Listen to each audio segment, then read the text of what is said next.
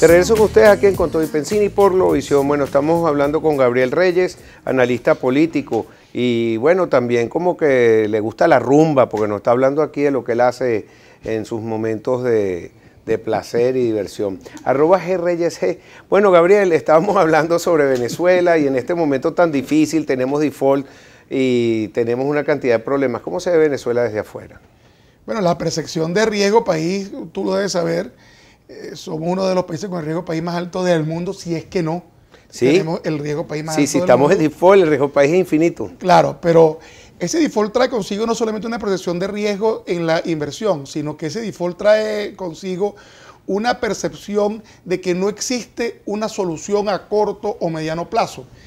Yo creo que debemos recordar que la percepción de riesgo, aunque es una medida del momento, tiene una implicación de cara a lo que es el futuro inmediato. Si se percibe que hay una planificación, aun cuando la situación pueda estar malo, el riesgo país no es tan alto. En Venezuela lo que sucede, y lo decía en el negro anterior, es que no existe una rectificación del modelo económico. Y si tú persistes con el mismo modelo, no hay razón para que tengas algo diferente. Entonces, sencillamente, la crisis se profundizará. Ahora, esta percepción del riesgo país viene acompañada con la percepción del riesgo político. Y por eso todos los países del entorno, el Grupo de Lima, la OEA, la Unión Europea, los mismos Estados Unidos, o sea, todos los que de alguna forma tratan de garantizar, de defender las democracias del mundo, están preocupados por la situación de Venezuela. ¿Qué es más importante? Bueno, lo vimos en la demostración Siria, pero después viene Venezuela y otros temas más importantes en la agenda internacional, en la agenda política.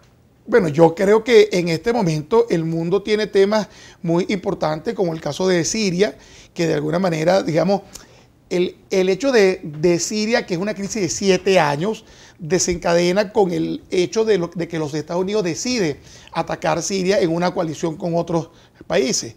Pero si apartas la coyuntura siria, el tema de Venezuela sigue siendo una gran preocupación. Y es que ya no es un problema doméstico.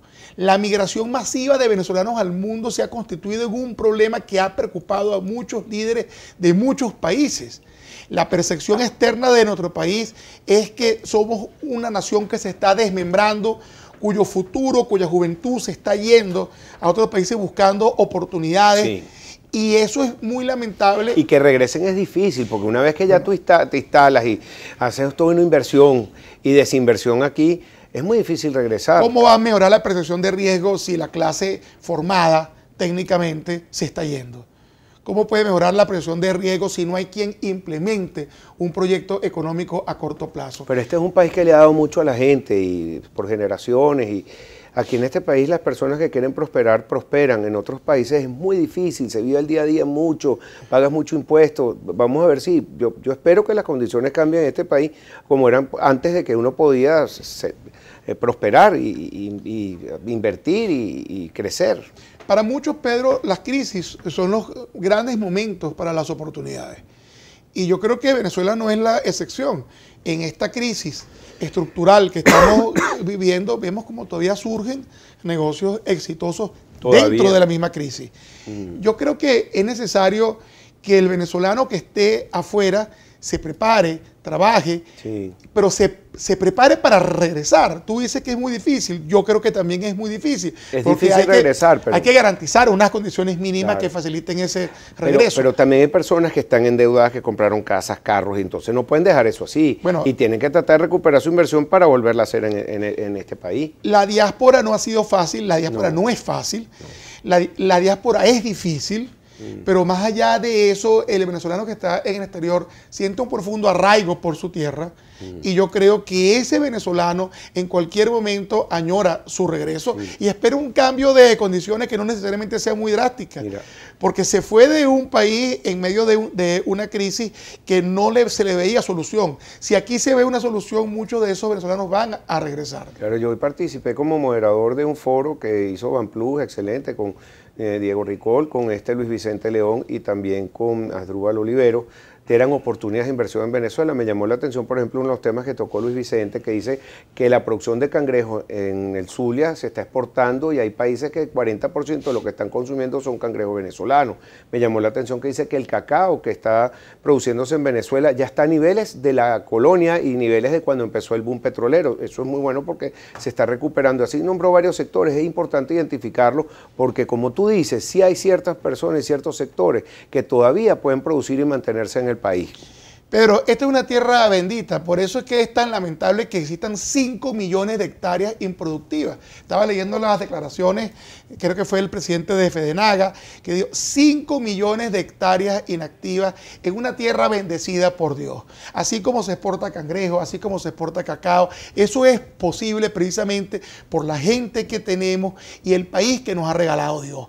De manera que es imposible que este país no sobrepase esta coyuntura que estamos viviendo. ¿Y cómo reversas lo que ya se ha hecho con el Plan de la Patria, con todas esas tierras expropiadas, improductivas y también empresas que estaban funcionando y todo tipo de negocios que se han confiscado? Pedro, inevitablemente tiene que llegar la rectificación por vía propia o por vía de terceros. No hay ningún gobierno que sea eterno. Algún día vendrá otro gobierno si este no desea rectificar. Pero quien venga con el espíritu de cambio tiene que rectificar para recuperar la productividad. El aparato productivo de este país está devastado. Sí, lo que no puede ser que las tierras más fértiles de este país sigan siendo los puertos de La Guaira, de Puerto Cabello. No puede ser. Y Andorra también, que es un puerto que llega mucha plata por allá. Fértil. Yo creo que es el momento de reconstruir la esperanza sobre la base de lo posible. Quienes hemos decidido quedarnos tenemos que trabajar sobre la base de lo posible. Y lo posible, por supuesto, pasa por no esconder la crisis. La crisis que hoy se vive hay que visibilizarla. Y ese es un tema que yo creo que tendremos que hablar en los próximos programas. ¿Cómo la crisis visibilizarla si la vemos y la vivimos todos los días? No, tú ves tu propia crisis, yo no veo la tuya, y ese es el tema. El tema es que socialmente la crisis forma parte de la realidad de un hogar. Y precisamente en este país se estigmatizó el concepto de la calle. En cualquier país del mundo, desde Egipto, Argentina, Estados Unidos, la misma Rusia, cualquier país del mundo, los espacios públicos son los espacios donde la gente comparte la visibilización de su crisis, de su hogar, de su familia. Nosotros no tenemos esto. Nuestros ejercicios de catarsis se hacen en las colas de los automercados, en las colas de los bancos, donde la gente pareciera que se